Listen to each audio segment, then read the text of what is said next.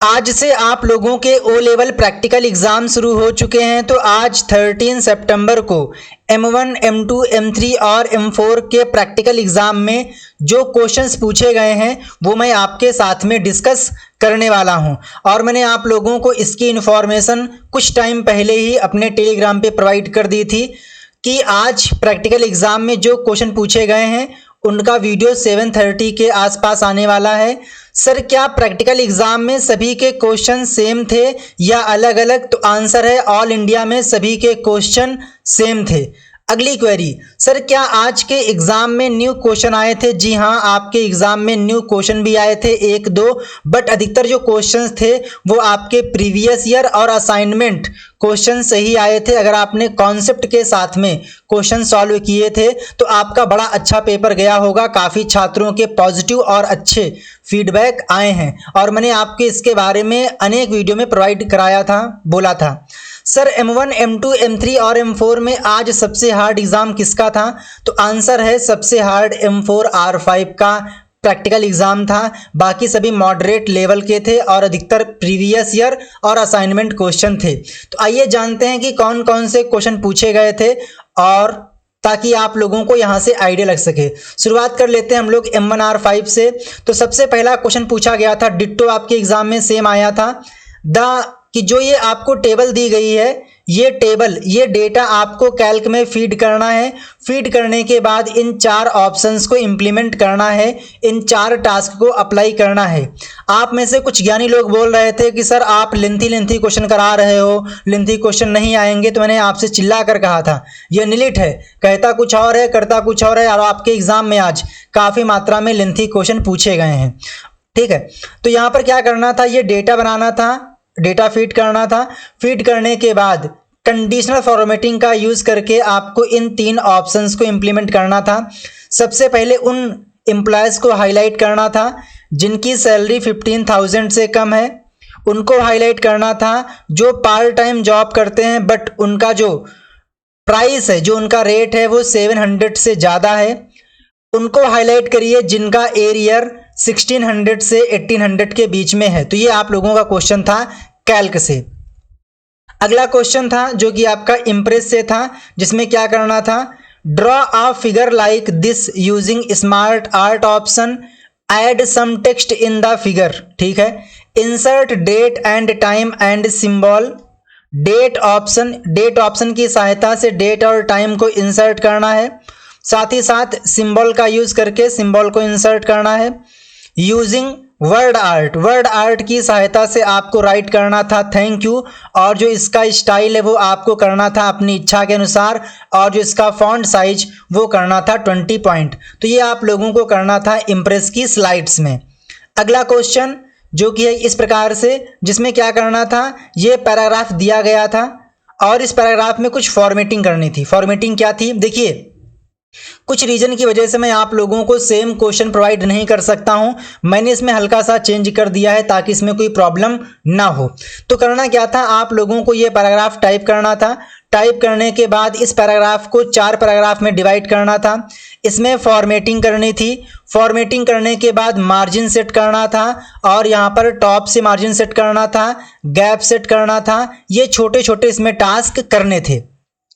और ध्यान दीजिएगा जो ये क्वेश्चंस हैं ये मैं आप लोगों को, आप लॉगिन करिएगा वेबसाइट पे लॉगिन करने के बाद आपको आना है प्रैक्टिकल वीडियोस में, और यहीं पे मैं आप लोगों को इनका सोल्यूशन प्रोवाइड करने वाला हूं। तो यहाँ पर आपको फोल्डर दिखाई देगा जुलाई 23 के नाम से, तो उसी में आप लोगों का चाहे वो M1 हो, M2 हो, M3 हो या फिर M4 हो, वो आपको इसी फोल्डर के नाम से दिखाई देगा जहां से आप कंटेंट को एक्सेस कर सकते हैं।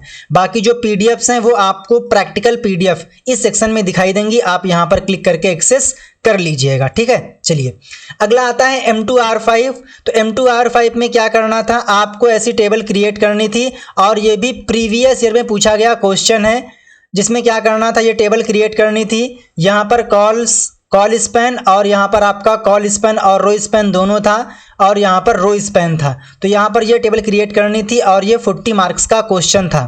आपके एग्जाम में 3 क्वेश्चन पूछे गए थे जिनमें से 2 अटेम्प्ट करने थे।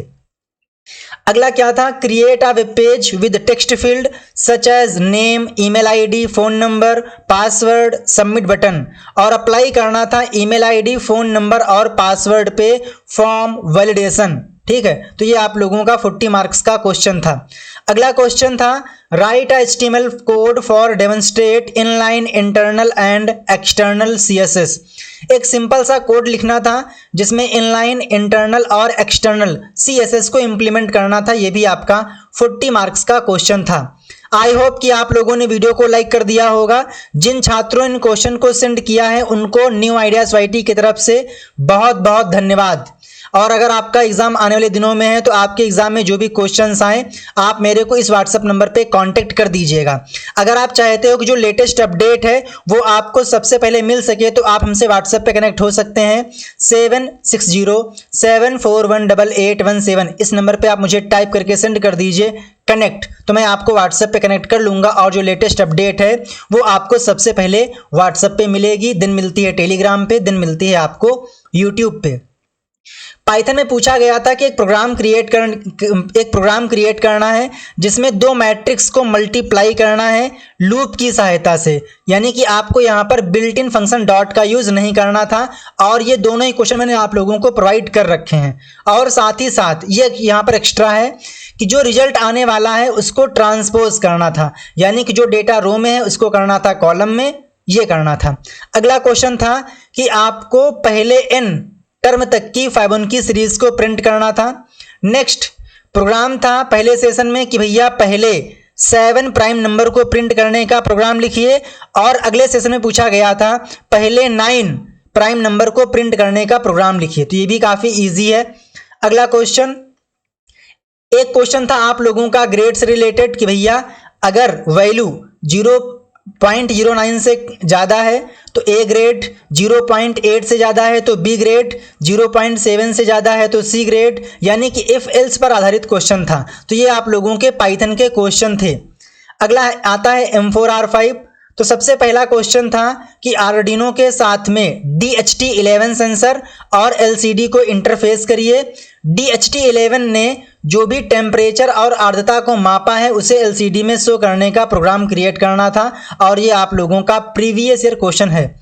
Next, write a program to light to interface 2 LEDs on Arduino board.